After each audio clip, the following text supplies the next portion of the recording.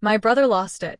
You actually called the cops on your own family after we arrived at your cabin for our dream honeymoon without your permission. So I answered, no, I called the police on people trespassing. Can you even imagine a family so entitled, so completely devoid of boundaries, that they'd accuse you of tearing the family apart, simply because you called the police when they tried to break into your own home? Well, that's my story. And trust me, it's wild. My brother, Michael, he actually snapped and screamed, "You called the police on your own family." And I looked him right in the eye and said, "No, Michael. I called the police on trespassers." Let me tell you how it all began. I'm in tech, not Silicon Valley wealthy, but comfortable. Comfortable enough to afford something I dreamed about since childhood, a cabin in the mountains of Colorado. This isn't just any cabin. This is my sanctuary. My escape from the relentless chaos of the tech world. I bought it 3 years ago for $450,000, a total fixer-upper that hadn't been touched since the 70s. For the next 18 months, I poured my heart and soul into renovating it. Myself. Every tile, every board, every fixture was chosen by me. I installed a professional-grade kitchen because cooking is my therapy. I built a floor-to-ceiling library wall for my first editions. I created the meditation space with panoramic windows overlooking the valley. The master bathroom? It has a Japanese-style soaking tub I imported. This place is literally built from my sweat, my dreams, and countless YouTube tutorials. My parents, Robert and Patricia, have always favored my younger brother, Michael. Classic golden child situation. He could do no wrong, while I was always expected to be the responsible one. I paid my way through college working night shifts at a data center. He got a free ride from them. I worked 3 jobs in my 20s to pay off student loans. He traveled through Europe on their dime. I'm not bitter about it anymore. I built my success despite their favoritism, not because of their support. The cabin became a point of contention from day one. When I bought it, my mother's first comment was, "Oh, good. Now we have a family vacation home." I corrected her immediately. "Mom, this is my private property, not communal family space." She just laughed it off, but I could see in her eyes she didn't believe me. Over the years, I'd been generous, but firm with boundaries. I invited them up twice. Once for my father's 60th birthday, once for Thanksgiving. Both times, they treated the place like a hotel. Left messes. Complained about the weird food in my refrigerator. Apparently, kombucha and specialty cheeses are pretentious. My mother actually rearranged my kitchen because it didn't make sense. After that Thanksgiving, when I found they'd gone through my bedroom drawers looking for extra blankets, which were clearly in the linen closet I'd shown them, that's when I drew a line. No more invitations. 6 weeks ago, Michael announced he was getting married to Jennifer, 22. He'd known her for all of 8 months. They met at a music festival where, according to Michael, their souls connected on a cosmic level. My parents were thrilled, immediately planning this massive wedding they couldn't really afford. My father had just retired, and my mother worked part-time at a library. But suddenly, they were looking at venues that cost more than my father's annual pension. During a family dinner at their house, one I attended mainly to maintain some semblance of connection, the conversation turned to honeymoon plans. "James," my mother started, with that tone I've learned to dread. The one that sounds sweet but has steel underneath. "Your brother needs somewhere special for his honeymoon." "That's nice," I said, trying to focus on the overcooked pot roast. "I'm sure he'll find something great." "We were thinking your cabin would be perfect," my father added, as if it was already decided. He didn't even look up from his plate, just stated it like he was commenting on the weather. I looked up slowly, setting down my fork. "You want to rent my cabin?" My mother laughed, that tinkling laugh that always preceded something manipulative. "Rent? James. He's your brother. Family doesn't charge family." "I see. And when would this be?" "The last 2 weeks of June," Michael chimed in, grinning like this was all settled. He had that same smug look he'd had as a kid when he knew our parents would give him whatever he wanted. Jennifer nodded enthusiastically. "I've seen the pictures on your Instagram. It's exactly what I've dreamed of. Rustic but luxurious, isolated but comfortable. We could really connect with nature and each other." "That's interesting," I said calmly, though I could feel my jaw clenching because I'll be at the cabin then. I always spend those weeks there. It's my annual retreat. The table went quiet. The kind of quiet that happens before a storm. My father's face reddened, his neck veins starting to show, a sure sign of incoming rage. You can go another time. No, I can't. I booked my time off a year in advance. My team plans around my absence. This is non-negotiable. My mother's voice turned sharp, dropping all pretense of sweetness. James, don't be selfish. Your brother is only getting married once. Hopefully, I said, which earned me glares from everyone. But my answer is no. The cabin is not available. Michael slammed his hand on the table, making the dishes jump. This is nonsense. You have that place year-round, and you can't give your only brother 2 freaking weeks. Language, Michael, my mother said softly. But she was glaring at me, not him. Correct, I said, standing up. Because it's mine. I bought it with my money. I renovated it with my hands. I maintain it with my time and funds. It's not family property. My father stood too, towering over me like he used to when I was a kid. We are family. What's yours should be available to your brother when he needs it. We raised you better than this selfishness. Interesting philosophy, I said, pulling out my phone. So, Michael's BMW is available to me whenever? Your house is mine to use at will. Mom's jewelry is communal property? Is that how this works? That's different. My mother sputtered, her face flushing. How? I asked. Please explain how my private property is communal but yours isn't. I'm genuinely curious about this selective socialism you're practicing. My father stepped closer. We're your parents. We sacrificed everything for you boys. You sacrificed for one of us, I said quietly. I paid for my own college while Michael got a free ride. I worked from 15 on, while Michael got allowances until he was 21.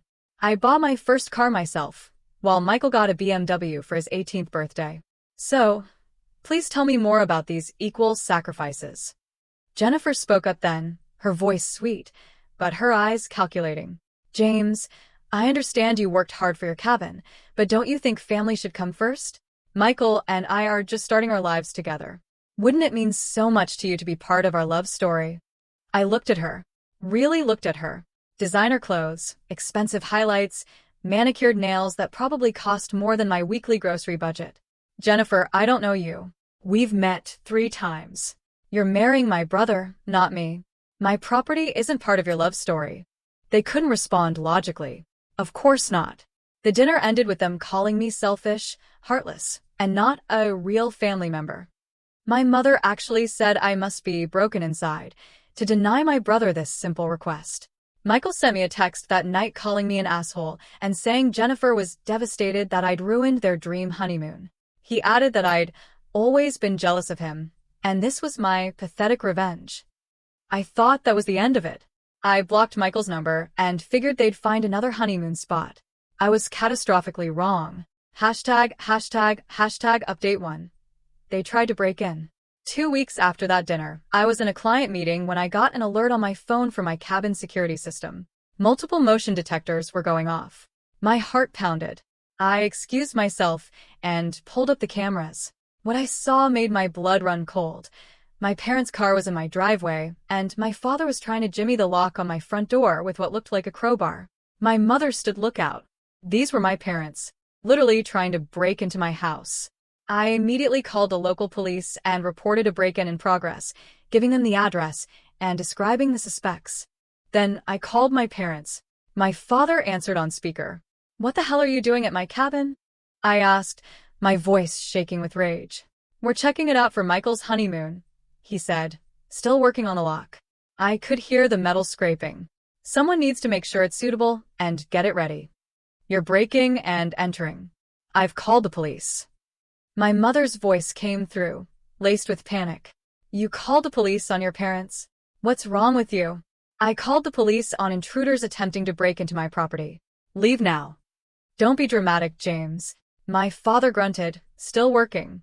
"We're your parents. We have a right to see this place you're so selfish about. You have no rights to my property. The police are on their way." They didn't leave. The police arrived 15 minutes later and found them still trying to get in, now through a window. My father had actually removed the screen and was trying to force the window open. The officers recognized my parents from town, but did their job professionally. My parents tried to explain it was their son's property, that this was a family misunderstanding. I'd stayed on the phone with dispatch and told them clearly, I am the sole owner. They have no permission to be there. I want them trespassed and arrested if necessary. The officers issued them a formal trespass warning after I emailed them proof of ownership. If they returned, they'd be arrested. My parents were humiliated, especially when the officers made them acknowledge, on body cam, that they understood they were banned from the property. My mother cried. My father's face was purple with rage. The officers had to escort them off the property because my father kept insisting he had a right as a father to access his son's property. That night, my phone exploded. Extended family, friends, even people I hadn't talked to in years were messaging me. My parents had gone on Facebook and painted me as a monster who'd called the cops on them for trying to help prepare the cabin for Michael's honeymoon. They conveniently left out the breaking and entering part. My Aunt Linda called me screaming that I was tearing the family apart. My Uncle Charles said I needed therapy for my control issues. Cousins I hadn't spoken to in years were sending me messages calling me heartless. The family group chat was a disaster. Michael had posted pictures of Jennifer crying, claiming I'd destroyed her dreams. So I posted my own response on Facebook. To clarify, I called the police on 2 individuals attempting to break into my private property after being explicitly told they were not welcome there. They were using tools to try to force entry.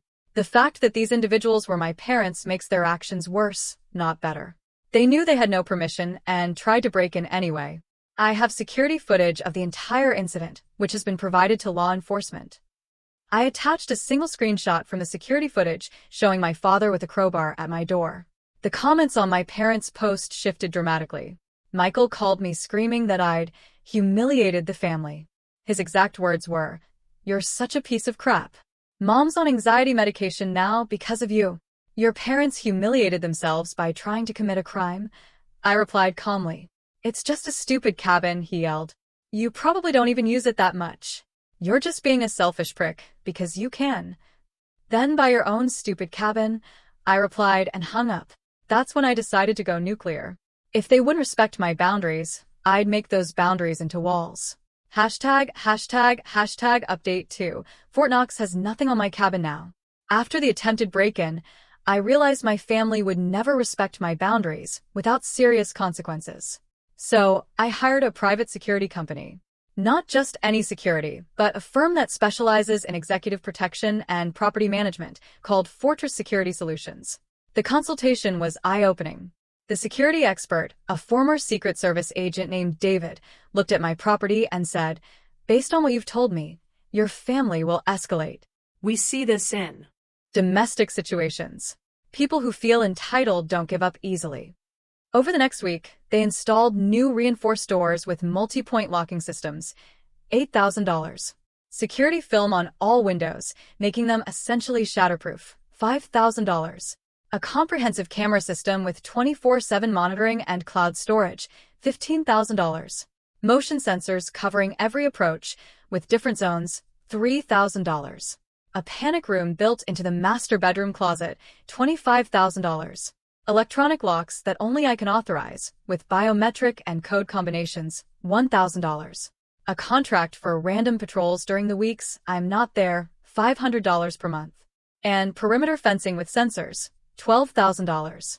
The cost was significant, over $70,000 total. But I considered it an investment in my peace of mind, and a very clear message to my family. I also had my lawyer, Thomas, send a cease and desist letter to my entire immediate family, warning them that any attempt to access my property would result in criminal prosecution. The letter detailed the previous trespass incident and made clear that any further attempts would be met with full legal action. The family group chat exploded when Michael posted a photo of the letter. "Are you serious?" was his opener. "You hired lawyers against your own family. You're actually insane." My Aunt Linda chimed in. "James, this is going too far. It's just a cabin. You're destroying the family over property." "If it's just a cabin," I responded, "then why is everyone so desperate to access it against my will?" My cousin Nancy, "You're tearing this family apart over property. Your parents are devastated. Your mom hasn't stopped crying for days. No, I replied. I'm establishing boundaries. The family is tearing itself apart by refusing to respect them. And if my mother is crying, perhaps she should reflect on why she thought breaking into my house was acceptable. My mother tried calling me 47 times that day. I didn't answer once. She left voicemails that ranged from sobbing about how I was destroying the family and breaking her heart to screaming that I was sick in the head and needed help. My father left one saying I was no longer his son and he was writing me out of the will. Good, I texted him. Then you definitely have no claim to my property. And considering I'm worth more than your entire estate, I think I'll survive without your $50,000 life insurance policy. The security company called me the next week. They'd encountered my brother trying to scale the fence I'd had installed. He told them he was family and had a right to be there. When they informed him that they had explicit instructions that no family members were allowed and that the police had been called, he tried to run. He didn't make it far.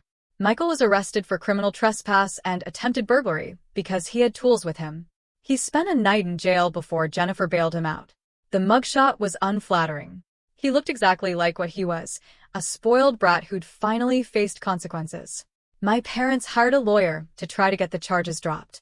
The lawyer actually called me to see if I'd reconsider. Your brother made a mistake, she said. He's young and in love. Surely you don't want to ruin his life over this. He's 23, not 13, I replied. And he made a choice, not a mistake. He can face the consequences like an adult. The lawyer then tried a different approach. Your parents are prepared to sue you for emotional distress. I laughed, right into the phone. For what? For not giving them my property? For calling the police when they tried to break in? Please file that lawsuit. I'd love to see a judge's face when you explain that they're suing because I won't let them steal my vacation home. She hung up. They never filed the lawsuit. Update 3. The wedding wasn't what they planned. Michael's wedding was scheduled for June 1st. I wasn't invited, which was perfectly fine by me. They'd actually sent me an invitation, an actual card saying I was specifically not welcome at their celebration of love because I didn't understand family values. I framed it. It hangs in my cabin's bathroom. A little reminder. I heard about what happened through my cousin Sarah, the only family member who'd stayed neutral. She called me the day after with a full story. Apparently, the financial reality of the wedding hit hard when my parents realized they'd been counting on using my cabin to save on honeymoon costs. Without that option, and with the legal fees for Michael's arrest, around $10,000 for the lawyer and bail, they had to significantly scale back the wedding. The country club venue became a VFW hall. The 7-course meal became a buffet. The live band became a DJ who was actually just Michael's friend with a Spotify premium account. The designer dress Jennifer had picked out became a rental. Jennifer was not happy. She'd been promised a fairy tale wedding and mountain retreat honeymoon. Instead, she got a backyard ceremony and a long weekend at a budget hotel 2 towns over. Sarah said Jennifer spent the entire reception making passive-aggressive comments about some families actually supporting each other and how in her family they share their blessings. The best part, Sarah told me, laughing, was when Jennifer caught the bouquet and said into the microphone, "Maybe for my next wedding, I'll marry into a family that actually cares about each other." Michael's face was priceless. My mother cornered Sarah at the wedding, drunk on cheap wine, and sobbed about how I'd ruined everything. She claimed if I'd just given them the cabin, none of the legal troubles would have happened, and they could have afforded the dream wedding. She kept saying, Sarah recounted, "James has so much. Why couldn't he share just this once?" I asked her if she'd ever shared her house with you when you needed it. Sarah said. She said that was different, but couldn't explain why. The reception ended early when my father got into an argument with Jennifer's parents about the quality of the wedding. Jennifer's father, a successful real estate developer, apparently said something about false advertising regarding Michael's family's financial situation. My father threw a punch. He missed, fell into the wedding cake, and had to be escorted out. The marriage lasted exactly 73 days.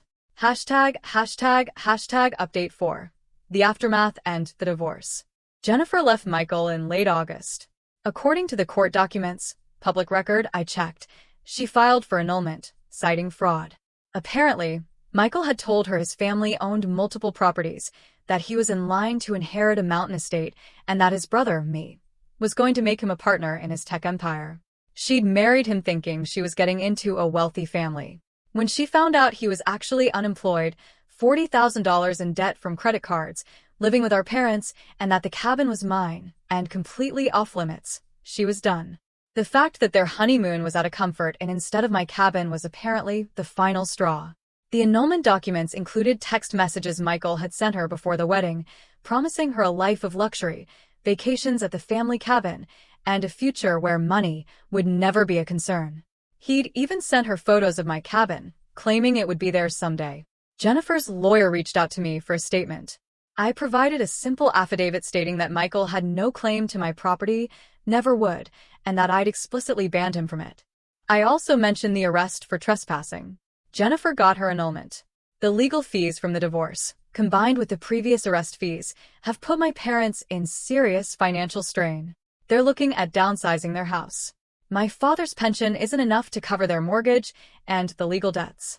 My mother had to take a full-time job at age 58, working retail at a department store. The family members who initially supported them have grown tired of the drama. Most have quietly reached out to me to say they understand my position now. Aunt Linda actually apologized, saying, "I didn't realize how crazy they'd gotten about that cabin." My father showed up at my house demanding I loan him money for Michael's lawyer. And when I said no, he called me a traitor. I get it now. Last month, my mother tried a different approach. She sent me a long email about how family should forgive and how she's ready to move past all this unpleasantness. She suggested we could start fresh if I just apologized for overreacting and maybe let them use the cabin for a weekend to heal as a family. The email was a masterpiece of manipulation. She mentioned how my father's health was suffering from the stress, his blood pressure apparently, how she never thought her family would be torn apart like this, and how all she wanted was to see her sons happy. She even included a photo of me and Michael as kids playing in their backyard. I responded, "Patricia, not Mom. There is nothing to forgive. You attempted to steal from me, broke the law, and faced appropriate consequences. I have moved past it by ensuring it can never happen again. The cabin will never be available to you, Robert or Michael. This is not a negotiation. Do not contact me again about this matter." She forwarded my response to the entire family with a subject line, "Look how he talks to his mother." The responses were not what she expected. Sarah replied, "All seems perfectly reasonable to me." Uncle Charles wrote, "Maybe if you hadn't tried to break into his house, he'd be nicer."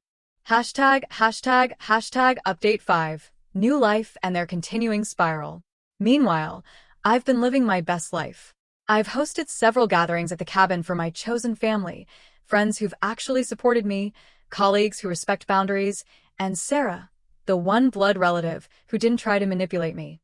Last month, I had a weekend retreat for my team. 12 people, catered meals, team-building exercises during the day, and bonfire discussions at night. My CEO attended and was so impressed with the venue that she asked if I'd consider renting it for the company's executive retreat. I politely declined, but offered to host it myself. She understood completely. "Some spaces are too personal to commercialize," she said. I had a barbecue there last weekend for the 4th of July. Posted some photos on social media. Nothing petty, just genuine enjoyment with people who actually care about me. Friends playing volleyball. My friend's children roasting marshmallows. My girlfriend. Yes, I started dating someone amazing named Rebecca, laughing at something our friend said. One photo showed the new deck I'd built. Another showed the professional outdoor kitchen I'd installed, where the old fire pit used to be. My friend David commented, "This place looks amazing. Thanks for sharing your sanctuary with us. Best 4th of July ever." My mother saw it. Of course she did. She texted, "So, you'll let strangers use it but not family?" "I let people I trust use it," I replied. "You've proven you're not trustworthy." She tried calling. I didn't answer. She left a voicemail saying I was rubbing it in her face and that I was cruel for flaunting my wealth while they struggled. The irony of her calling me cruel while she tried to guilt me into giving her access to my property wasn't lost on me. Michael reached out 2 weeks ago, not to apologize, but to ask if I could loan him money for a new apartment. Jennifer had apparently cleaned him out in the annulment. She got to keep all the wedding gifts, including about $5,000 in cash. He needed first and last month's rent, plus security deposit. I thought I wasn't your brother anymore, I replied. Come on, James. You know I didn't mean that. I was just angry. We're blood. Blood that tried to break into my house. I shot back. No. You're really going to let me be homeless? You have parents with a house. You're not homeless. You're just facing consequences. He sent me about 30 texts calling me every name in the book. I blocked him again. My father attempted to reach out through a mutual acquaintance, asking them to tell me that he was willing to forgive me if I helped them with their mortgage payments. The acquaintance, who knew the whole story, laughed and told him he had it backwards. I was the one who should be forgiving them. My father apparently stormed out of the restaurant where they were meeting. Hashtag final update. 6 months later. The reality sets in. Yesterday marked exactly 6 months since this all started. I'm in my cabin now, in the middle of my annual 2-week retreat, the one they tried to steal from me. The morning mist is rolling through the valley. I'm sipping coffee, the beans I roasted myself on the new professional roaster I bought, and I'm reflecting on how much has changed. The security system shows no intrusion attempts in the past 3 months. The security company has suggested I could scale back the patrols, but I've kept them. The $500 monthly fee is worth the peace of mind, and honestly, the security guards have become friends. They sometimes join me for coffee when I'm here. One of them, Anthony, is a veteran who says patrolling my property is the easiest gig he's ever had. Michael is living in a studio apartment on the wrong side of town, working retail at an electronics store. From what Sarah tells me, he's finally starting to understand that the world doesn't owe him anything. He sent me a message last week. Not an apology, exactly, but an acknowledgement that he handled things poorly and that he maybe shouldn't have tried to break in. The message continued, I always thought you owed me something because you were successful and I wasn't. Mom and Dad always said family shares everything, but I get it now. You earned what you have. I didn't. I'm sorry for trying to take it. It was the closest thing to accountability I'd ever heard from him. I didn't respond, but I didn't delete it either. Some bridges, once burned, don't need rebuilding. But sometimes it's nice to see someone finally understand why the bridge burned in the first place. My parents have sold their house and moved to a 1-bedroom apartment. The family narrative has shifted from James being selfish to maybe Robert and Patricia shouldn't have tried to break into his house. Funny how legal consequences change perspectives. The extended family has largely moved on. The drama is old news, and most have quietly admitted to Sarah that they would have done the same in my position. My Aunt Linda even said, I wouldn't let anyone take my vacation home either. I just didn't want to get in the middle of it. Your parents were so insistent that you were wrong, but looking back, they were literally trying to commit crimes. Sarah visited last month with her husband and kids. As we sat on the deck watching the sunset, she said something that stuck with me. You know, everyone talks about blood being thicker than water, but the full quote is, the blood of the covenant is thicker than the water of the womb. The bonds we choose are stronger than the ones we're born into. She's right. My chosen family, Rebecca, who respects my boundaries without question. My friends, who celebrate my success without trying to claim it. My colleagues, who see my cabin as the generous gesture it is when I share it, not an entitlement. They're my real family. They don't show up expecting to take what's mine. They show up grateful to be included in what I choose to share. The security system is still active, still monitored, still necessary for my peace of mind. It represents something important. The decision to protect what I've built, to value my own peace over others' expectations, to choose myself even when that choice comes with consequences. I've learned that family isn't a free pass to violate boundaries. It's not an excuse for entitlement, manipulation, or theft. Real family, chosen or biological, respects your autonomy, celebrates your success without trying to claim it, and understands that no is a complete sentence. My therapist, yes, I started therapy after all this, said something profound. You didn't destroy your family. You revealed what was already broken. Their inability to see you as a separate person with your own rights and property. Their reaction to your boundaries told you everything you needed to know about their respect for you. Rebecca met my parents once, before she knew the whole story. We ran into them at a restaurant in town. My mother immediately started crying, saying I was keeping them from their son. My father called Rebecca a gold digger who was probably after the cabin. Rebecca, a surgeon who makes twice what I do, just laughed and said, I have my own cabin, thanks. I'm with James because he knows how to maintain boundaries. The look on their faces was priceless. My mother sputtered, but family? The family that tries to break into your house isn't family, Rebecca said calmly. They're criminals. We left them standing there. Rebecca later told me that interaction told her everything she needed to know about why I'd gone no contact. As I sit here in my sanctuary, surrounded by the peace I fought to protect, I have no regrets. The cabin remains mine alone. A testament to what I've built and what I'm willing to defend. The family I lost was never really mine to begin with. They were people who saw me as a resource to exploit, not a person to respect. The sunrise this morning was spectacular.